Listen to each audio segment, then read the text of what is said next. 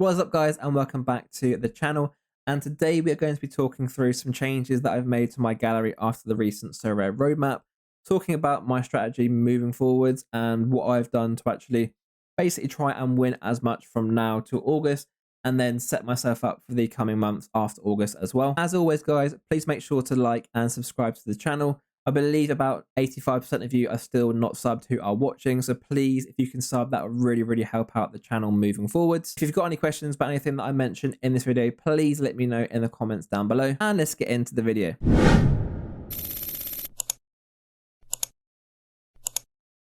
Okay, guys, welcome back to the channel. And yeah, we've had some really interesting last few days in terms of moving things around, restructuring everything. I'm just going to move myself. Probably bottom left is best for this moving forward. And yeah, let's talk through the gallery and what I've done and some recent transactions. And I'm someone that's never really dealt with bots before. However, I found that Sirhis was really useful for me personally. We actually got some really nice value. And yeah, I'm really excited about what I'm doing moving forwards.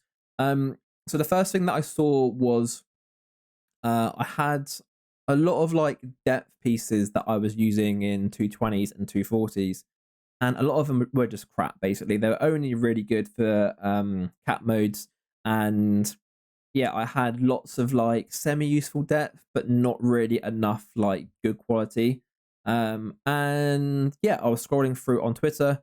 I saw that Pablo Ruiz was back for Salt Lake. I was lacking a little bit of strength in MLS, especially in the midfield. One thing that I did, which is really useful, is just going through. I did it on Excel, basically just list out every player that you've got, what region they're in, and yeah, I highlighted I was really weak in MLS midfield, so we got rid of a lot of fairly crap dead players, and then got in Pablo Ruiz, who is now back and playing. He's someone that can score really well. If we have a look at his scores here, yeah, some really nice dark green scores here. Does get the random DMPs like here and here, for instance, and is obviously now prone to probably a little bit more injury. However, when he's fit, when he's healthy, a really nice, consistent scorer. Takes a lot of set pieces, can get goals, can get assists. And yeah, I feel like Salt Lake overall really strong, and he's also got a nice contract until 2025. Now, if we have a look at this trade, it says here that we gave up like double value. However, if you look at the floor prices currently, that's £5, that's another 7, so that's 12, and that's 23. So that was £23 here, and then a bit of cash. So it's actually less than that. It's more like £49 of overall value sent for yeah, £38 worth of card here, which I think personally, when dealing with a bot, is quite good. And all of these pieces here weren't really doing anything for my gallery moving forwards anyway. Pereira moved to a DMP league. Chiarte doesn't actually play. Ramirez, not sure what's going to happen with him at Crew. He had a good spell last year, but then basically the last like 10 games was a bench option. Milino doesn't play. Mabika, I think he's at Toronto. But yeah, not really a great card. And Hedges, I've already got Cascante for Austin. So yeah, overall, a really nice trade, and just gives me another really strong piece in midfield. And I can then use him with Click, who I've also got, and just gives me much better quality rather than depth. And then next we brought in a bit of a Sorare legend in Dennis Apaya. He's always very cheap, and this is sort of moving it on to my strategy moving forwards, is that second div Europe is very cheap. I had about I think it was 12 cards from challenges and about 7 from contender. And for me personally, I wanted to balance that out, and I wanted to have a couple of really strong teams in both challenges and also contenders. So this is me starting to actually get some more contenders pieces. We got rid of a whole of basically useless limiteds, and some ETH as well. we sent over £22, and that's based on the averages now. And yeah, we got a £18 player. So once again, quite good value, and all of these limiteds here I'd either won or just weren't really useful to me anyway. And then Dennis Appiah or Appia, he's someone that is a really, really good scorer. A nice contract until 2025. Can score obviously very, very well, like we can see here, get some nice dark green scores. And he's just a really nice depth piece. Gives me some consistency as well. It is then probably the best word.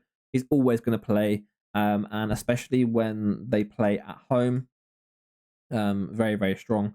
He averages 53.8. Some nice dark green scores there, especially when he's playing at centre back.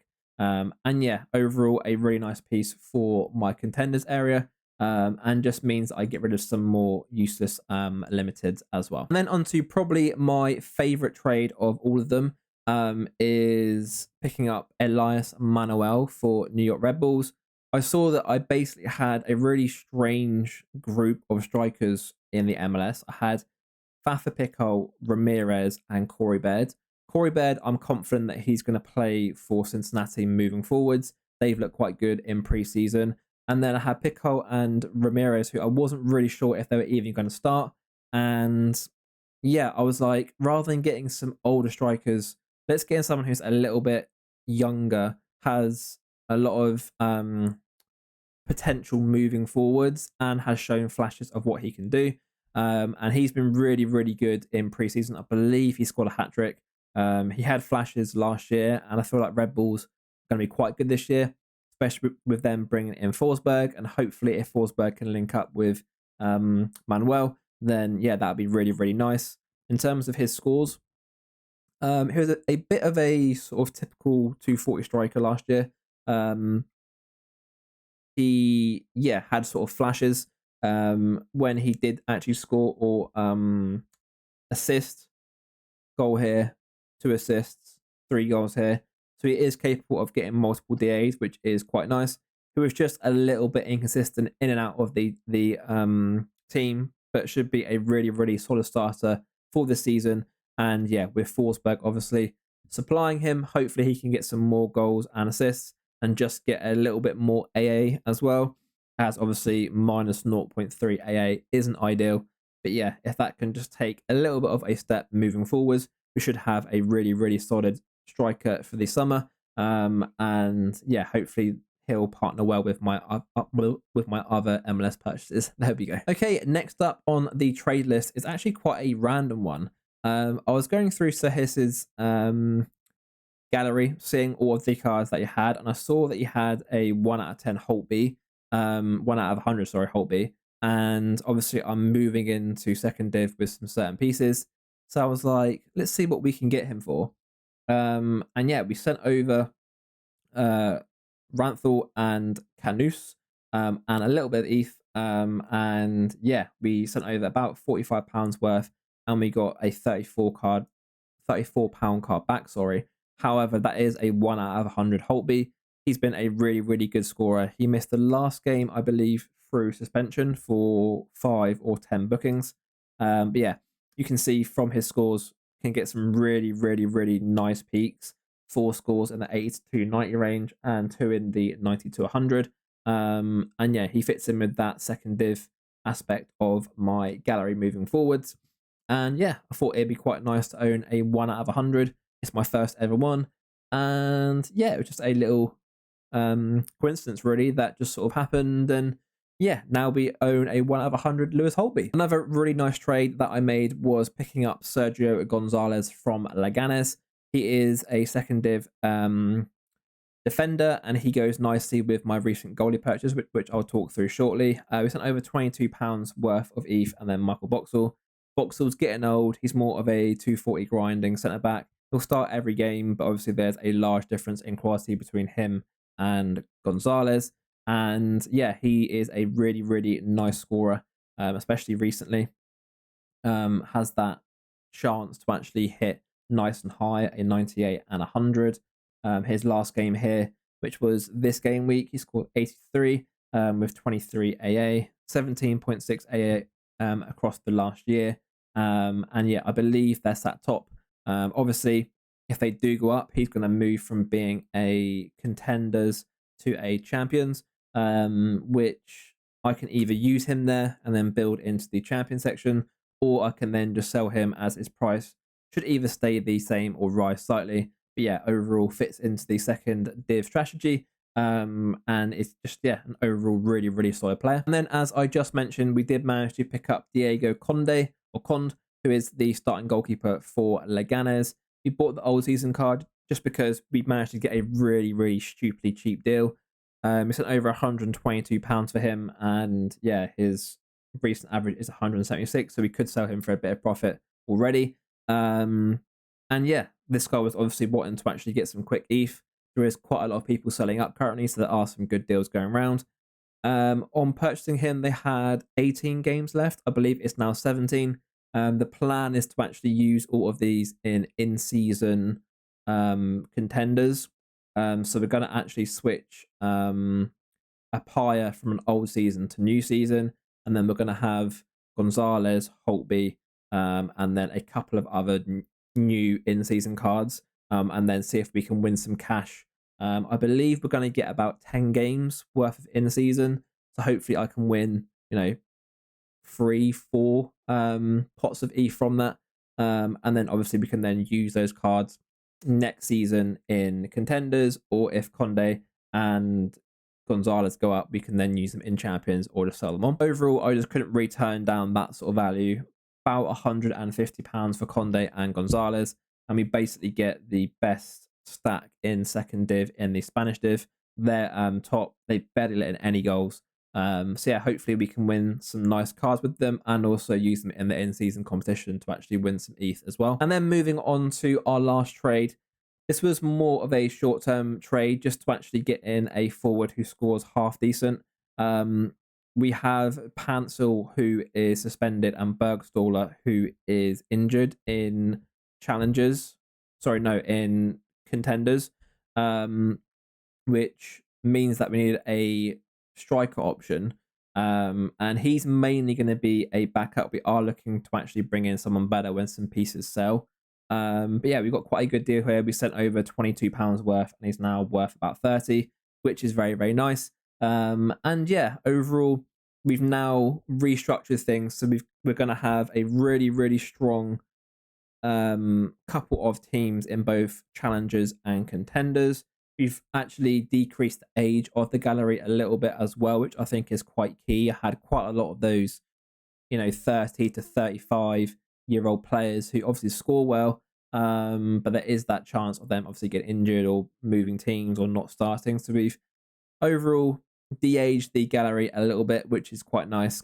We've strengthened in the MLS, and we've now got a really, really strong gallery moving forwards. And the goal is to have a 240 team to just hit the lower threshold and just bring in that consistent cash. We're going to have the in-season for contenders, which hopefully wins some more cash. And then we'll use all of the other cards in all of the classic comps to actually try and win some in-season cards.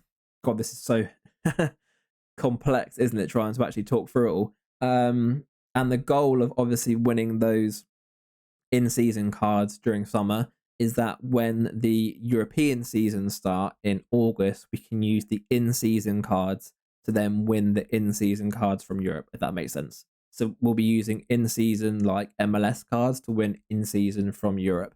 So that's the plan overall. Obviously, these things can go actually wrong.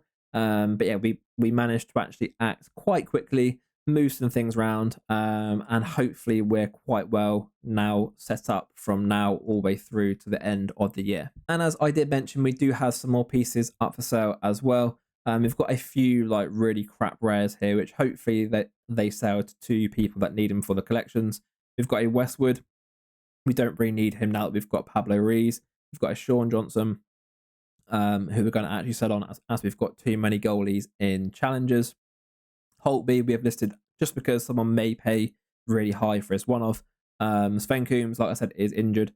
And we always have Baird listed as he's a jersey mint. So once again, someone may pay over the odds for his jersey mint. But yeah, overall, if we can sell some of those pieces, that'd be great. we can then use that to actually buy a really good forward for in-season contenders. And then we're probably going to keep the leftover ETH just sat there in case we get injuries and that sort of stuff as well. And then just quickly, unfortunately, we did not hit the 240 threshold for the final time. The players just couldn't be asked this week by the looks of it. Bondman, an okay score. Robin Knock did well. Union Berlin have been really good since their new manager came in. He'll be a piece that we do sell, as we don't have any need for Champions players. Harrimans did nothing in that game against Genk. Hale had a terrible game, and Pansel got booked, so I can't use him for next week, and also didn't score very, very well. All-Star, Saints had a thriller, a 5-3 win. However, a game like that normally isn't great for scores, especially with the goalie only scoring 31. The rest didn't actually score. The players that scored for Saints were Rothwell, who I believe has a Bournemouth card. It was an own goal. And then the other 2 goals were from subs, Mara and Adozi, none of which we would have played anyway. So even in a team that scores 5, we managed to get no DAs, which is fantastic. And also Flynn Downs went off injured. So overall, a terrible game week. Not the best way to end the thresholds. However, moving forwards, we have some exciting options. I haven't actually played second div before, so that'd be quite nice to actually try out some new players. And yeah, hopefully we can start to actually win some cool in-season cards and yeah, just try everything out and just see how it goes, really. So that is going to be all for today's video, guys. Please make sure to like and subscribe. If you've got any questions about anything that I've talked through in this video, about any of the players that I've sold or purchased, please let me know down in the comments, and also let me know what have you done to actually restructure things since the recent Sorare update. As always, thanks for watching, and I'll see you next time.